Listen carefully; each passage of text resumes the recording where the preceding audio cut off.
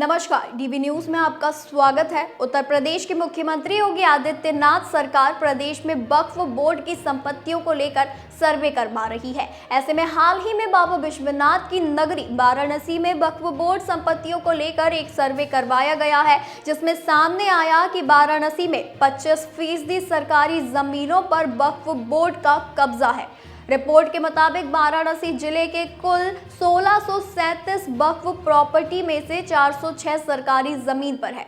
वाराणसी की एडीएम ने बताया कि यूपी सुन्नी वक्फ बोर्ड और शिया वक्फ बोर्ड की सभी 1637 संपत्तियों का सत्यापन करवाया गया है। सत्यापन के बाद जो रिपोर्ट मिली उसमें ये पाया गया कि 406 संपत्ति सरकारी जमीन पर थी। इनमें से ज्यादातर पर कब्रिस्तान बने हुए हैं। रिपोर्ट तैयार कर शासन को भेज दी गई है। जैसा आदेश होगा उसके ही अनुसार कार्यवाही की जाएगी।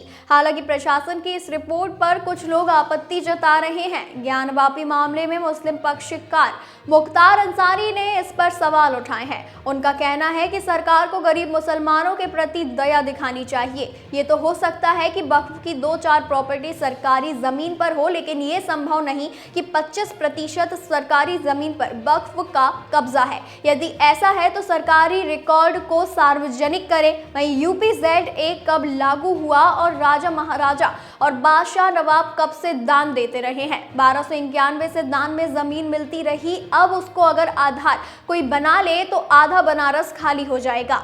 दान में दी हुई जमीन सरकार की कैसे हो गई? उन्होंने आगे बताया कि वक्फ अधिकारियों ने कैसे सरकारी जमीन को वक्फ की संपत्ति में दर्ज कर दिया। उन अधिकारियों और वक्फ बोर्ड के मुतवल्लियों के खिलाफ कार्रवाई होनी चाहिए।